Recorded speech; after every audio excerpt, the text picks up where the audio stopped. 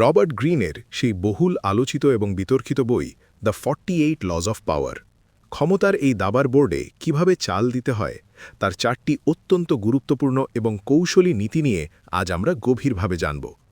আজ আমাদের আলোচনার বিষয় আইন 5, 6, 7 এবং 8। চলুন শুরু করি পঞ্চম আইন দিয়ে। খ্যাতির ওপর অনেক কিছু নির্ভর করে, জীবন দিয়ে হলেও তা রক্ষা করো।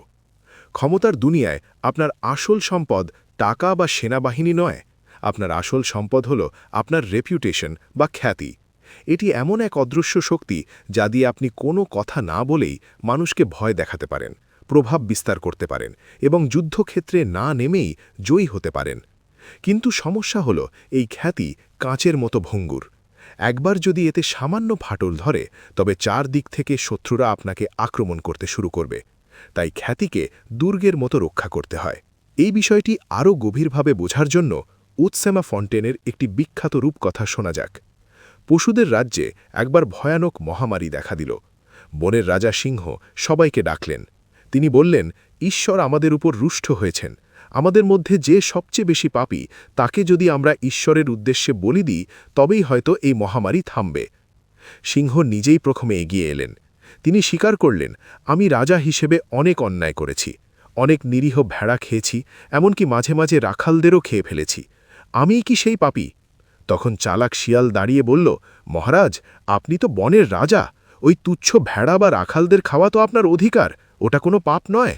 শিয়ালের এই কথায় বাঘ, ভাল্লুক, নেকড়ে সবাই সায় দিল। এভাবে রাঘব বোয়ালদের সব অপরাধ মাফ হয়ে গেল।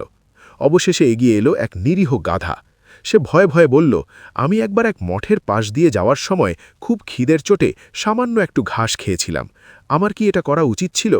সঙ্গে সঙ্গে শিয়াল চিৎকার করে উঠল, এই তো সেই ভয়ানক পাপী, মঠের পবিত্র ঘাস খাওয়া, এর চেয়ে বড় অপরাধ আর কি হতে পারে?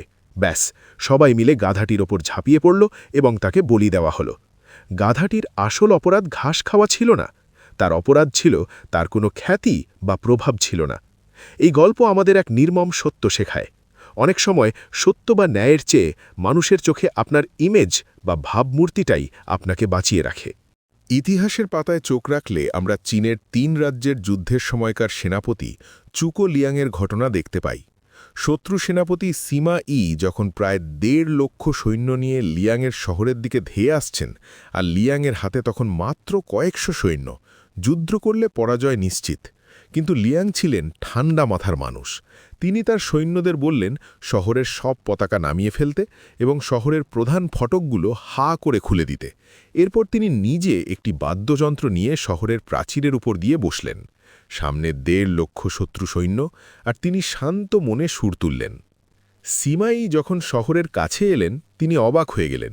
তিনি জানতেন চুকো লিয়াং অত্যন্ত ধূর্ত এবং কৌশলী মানুষ। তিনি ভাবলেন, লিয়াং যখন এত নিশ্চিন্তে একা বসে বাদ্যযন্ত্র বাজাচ্ছেন এবং দরজা খোলা রেখেছেন, তার মানে ভেতরে নিশ্চয়ই কোনো ভয়ানক ফাঁদ পাতা আছে। তার খ্যাতি তাকে এতটাই ভয় পাইয়ে দিল যে সিমাই ঝুঁকি না নিয়ে তার বিশাল বাহিনী নিয়ে পিছু হটলেন। এখানে কোনো অস্ত্র বা সৈন্য নয়, লিয়াংয়ের চতুরতার খ্যাতি তাকে নিশ্চিত মৃত্যুর হাত থেকে বাঁচিয়ে দিল।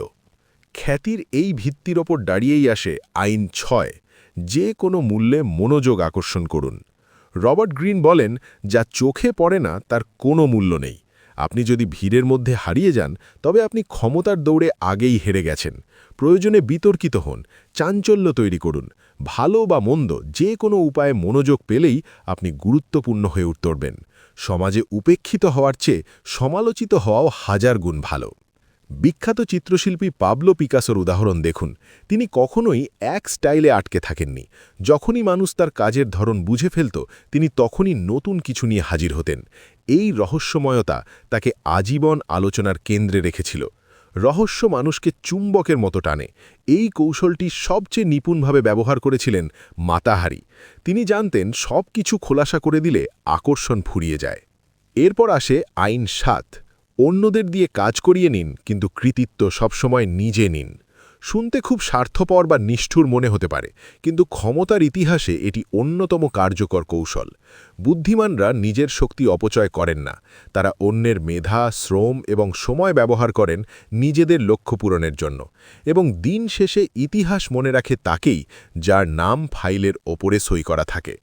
এই আইনের সবচেয়ে ট্র্যাজিক বা বেদনাদায়ক উদাহরণ হল নিকোলা টেসলা এবং টমাস আলভা এডিসনের সম্পর্ক। টেসলা ছিলেন একজন বিশুদ্ধ বিজ্ঞানী, যিনি দিন-রাত খেটে এসি কারেন্ট সিস্টেম, রেডিও প্রযুক্তির ভিত্তি তৈরি করেছিলেন। আর এডিসন ছিলেন একজন চতুর ব্যবসায়ী। তিনি টেসলার মেধা ব্যবহার করেছেন, তাকে দিয়ে কাজ করিয়ে নিয়েছেন, কিন্তু দিন শেষে পেটেন্ট এবং খ্যাতি নিজের নামে করে নিয়েছেন। এডিসন জানতেন আবিষ্কার করা এক জিনিস, আর সেই আবিষ্কারের মালিকানা দাবি করা আরেক জিনিস। রুবেন্সের মতো শিল্পীরাও একই কাজ করতেন। সহকারীরা ছবির পটভূমি বা সাধারণ অংশগুলো আঁকত, আর রুবেন্স শেষ আঁচড়টি দিয়ে নিজের নামে ছবি বিক্রি করতেন। আইজ্যাক নিউটনের সেই বিখ্যাত উক্তি, আমি যদি বেশি দূর দেখে থাকি তবে তা সম্ভব হয়েছে দানবের কাঁধে দাঁড়িয়ে। এটি শুধু বিনয় নয়, এটি একটি কৌশল। মনে রাখবেন, বোকারা কাজ করে আর বুদ্ধিমানরা সেই কাজকে নিজের সিঁড়ি বানায়। সবশেষে আসে আইন ৮। অন্যদের আপনার কাছে আসতে বাধ্য করুন, প্রয়োজনে টোপ ব্যবহার করুন। রবার্ট গ্রিন বলেন, যখন আপনি কারো কাছে যান তখন আপনি নিজের নিয়ন্ত্রণ অন্যের হাতে তুলে দেন, আর যখন আপনি কাউকে আপনার কাছে আসতে বাধ্য করেন তখন খেলার নিয়ন্ত্রণ থাকে আপনার হাতে। নেপোলিয়ন বোনাপার্ট এবং ফরাসি কূটনীতিক ট্যালিরাইন্ডের ঘটনাটি এখানে খুব শিক্ষণীয়। ট্যালিরাইন্ড জানতেন নেপোলিয়ন যদি এখন ফ্রান্সে ফিরে আসেন তবে তাকে পুরোপুরি ধ্বংস করা সহজ হবে। ট্যালিরাইন্ড সূক্ষ্ম ষড়যন্ত্রের মাধ্যমে এমন পরিস্থিতি তৈরি করলেন এবং এমন কিছু খবর ছড়ালেন যা নেপোলিয়নের কানে পৌঁছল। নেপোলিয়ন তার হারানো গৌরব ফিরে পাওয়ার লোভে ফাঁদে পা দিলেন এবং ফ্রান্সে ফিরে এলেন। ফলাফল, ওয়াটারলুর যুদ্ধে তার চূড়ান্ত পরাজয়।